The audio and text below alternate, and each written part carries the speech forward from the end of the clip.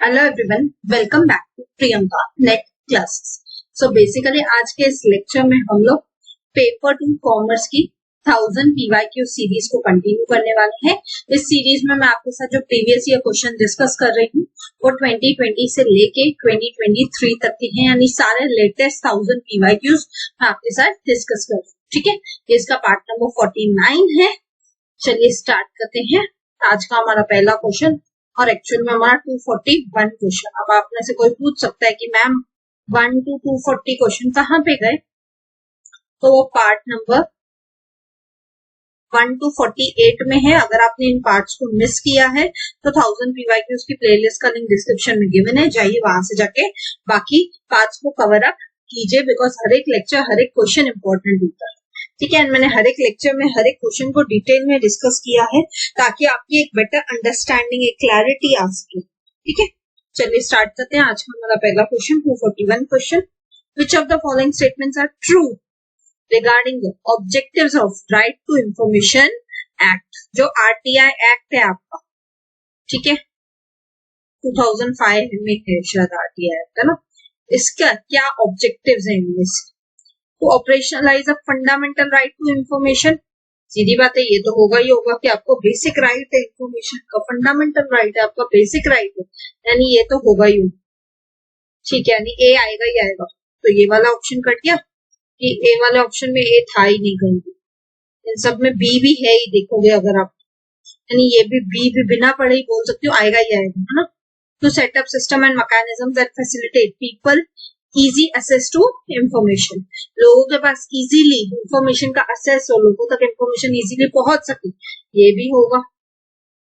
To promote transparency and accountability and governance, ये भी होगा। सीधी बात है, आरटीआई लाया ही क्यों गया था? क्योंकि उनको ट्रांसपेरेंसी लेके आनी थी कि एकदम क्रिस्टल क्लियर होना चाहिए दोनों पार्टीज को कि क्या कैसे हो रहा है। एंड गवर्नेंस में अकाउंटेबिलिटी भी लानी थी, जो भी ऑफिसर्स बैठे रहते हैं अलग अलग पोजिशन पे, उनके अंदर भी एक अकाउंटेबिलिटी लानी थी कहीं ना कहीं। तो यदि सी भी आएगा ही आएगा, तो ये भी कट गया, है ना, क्योंकि इसमें सी तो है ही नहीं। अब सिर्फ क्या चेक करना है, डी आएगा कि नहीं। To minimise corruption and inefficiency in public offices and ensure people's participation in governance and decision making. सीधी बात है, आरटीआई लाया क्यों गया था? क्योंकि हमें करप्शन को कम करना है, जो भी इनएफिशिएंसीज है, जो भी सही से काम नहीं करने का होता है गवर्नमेंट ऑफिसेज में, पब्लिक ऑफिसेज में, उनको रोकना है। और साथ ही साथ ज्यादा से ज्यादा लोग पार्टिसिपेट करें गवर्नेंस में और ज्यादा से ज्यादा लोग सही तरीके से डिसीजन मेकिंग में भी मदद करें, यानी डी भी होगा ही होगा, है ना। यानी ए बी सी डी चारों ही है। तो इसका राइट आंसर क्या हो जाएगा? इसका राइट आंसर हो जाएगा option B. Option B is your right answer. A B C D चारों ही चीजें क्या करती हैं? आरटीआई को, आरटीआई के बेसिक ऑब्जेक्टिव्स है। ठीक है, आई होप ये क्वेश्चन क्लियर है। करते हैं अगले क्वेश्चन की तरफ, 242 क्वेश्चन। अब ये ना क्वेश्चन कहाँ से आया है? स्टैटिस्टिक्स से आया है। ठीक है, और स्टैटिस्टिक्स से मैं आपको बार बार बोल रही हूँ, ज्यादा करके लर्निंग वाला पार्ट ही आपसे पूछा जाता है। स्टैटिस्टिक्स पे मैंने एक मैराथन दी हुई है। ठीक है, मैराथन का लिंक डिस्क्रिप्शन में गिवन है स्टैटिस्टिक्स के, वहां से जाके कवर कर लीजिएगा। अब आप देखोगे तो यहाँ पे देखिए, ये फॉर्मूला है, पूरी अलग अलग चीजों की फॉर्मूला दी हुई है यहाँ पे। ठीक है, प्रोबेबिलिटी डिस्ट्रीब्यूशन, बाइनोमियल डिस्ट्रीब्यूशन, इन सब की फॉर्मूला आपको आती होगी, तो बस आपको मैच करना है उसी से। तो इसका राइट आंसर क्या है? इसका राइट आंसर है ऑप्शन ए। प्रोबेबिलिटी डिस्ट्रीब्यूशन की फॉर्मूला क्या है? ये रही इसकी फॉर्मूला, सब्मिशन ऑफ, ये ऐसे, हाँ ये टाइपिंग मिस्टेक हुई है, ये ऐसे कुछ हो। ठीक है, बाइनोमियल डिस्ट्रीब्यूशन की फॉर्मूला क्या है? ये रही NPQ, submission of root of NPQ. Hypergeometric distribution की फॉर्मूला क्या है? ये रही। और यूनिफॉर्म डिस्ट्रीब्यूशन की फॉर्मूला ये। अब फॉर्मूलाज है, आपको लर्न ही करनी है, इसमें कुछ एक्सप्लेनेशन लायक नहीं है। ट्रस्ट मी, स्टैटिस्टिक्स से बहुत सारे क्वेश्चन सिर्फ लर्निंग वाले ही पूछे जाते हैं, तो बहुत जरूरी है मैराथन देख लीजिए स्टैटिस्टिक्स की, आपका काम हो जाएगा। ठीक है, बढ़ते हैं अगले क्वेश्चन की तरफ, 243 क्वेश्चन। अब अलग अलग टाइप के ऑर्गेनाइजेशन दिए हुए हैं और हमें उनको मैच करना है। ठीक है, network structure, learning organisation, spaghetti, fishnet. अब सबको लर्निंग ऑर्गेनाइजेशन और नेटवर्क स्ट्रक्चर ये तो सबको पता ही होगा ना। नेटवर्क स्ट्रक्चर क्या होता है? जहाँ पे आप लिंक करते हो, है ना। नेटवर्क मतलब ये होता है आप जहाँ पे लिंक करते हो, है ना, यानी लास्ट का डी का क्या होगा, 2 होगा, डी का 2 होगा तो ए वाला ऑप्शन भी कट गया, डी वाला ऑप्शन भी कट गया, है ना। लर्निंग ऑर्गेनाइजेशन क्या होता है, लर्निंग ऑर्गेनाइजेशन वो टाइप की ऑर्गेनाइजेशन रहती है जहाँ पे आप कंटिन्यूअसली चेंज करते रहते हो, है ना, यानी ए का क्या हो जाएगा, 3 हो जाएगा, यानी राइट आंसर क्या हो जाएगा, option B. Option B is your right answer. Learning organization वो ऑर्गेनाइजेशन रहती है जिसमें आप क्या करते हो, कंटिन्यूअसली खुद में चेंजेस लाते हो, आप क्या करते हो, कंटिन्यूअसली खुद पे चेंजेस लाते रहते हो और स्ट्रक्चर में चेंजेस लाते हो ताकि आप क्या कर सको, फीडबैक के हिसाब से, एनवायरमेंट के हिसाब से चल सको। स्पैगेटी ऑर्गेनाइजेशन कौन सी रहती है, जहाँ पे कोई स्ट्रक्चर ही नहीं, या तो फ्लेक्सिबिलिटी है स्ट्रक्चर, ठीक है। फिशनेट ऑर्गेनाइजेशन क्या होता है, अगेन ये भी एक फ्लेक्सिबल टाइप की ऑर्गेनाइजेशन है जहाँ पे आप क्या करते हो, फटाफट से खुद को चेंज कर लेते हो, फटाफट से, एकदम ही क्विकली, तभी का तभी। और नेटवर्क में आप क्या करते हो, लिंक करते हो अलग अलग पार्ट्स को अपने ऑर्गेनाइजेशन ताकि आप एक कॉमन गोल को अचीव कर सको, ठीक है। आई होप ये क्वेश्चन क्लियर है। ये क्वेश्चन एक्चुअली ए और डी से ही बन रहा था, जैसे मैंने आपको बना के दिखाया, अगर आपको ये दोनों नहीं भी बताते तो, और नहीं बताते तो अब पता चल रही है एटलीस्ट, है ना। चलिए अगले क्वेश्चन पे बढ़ते हैं।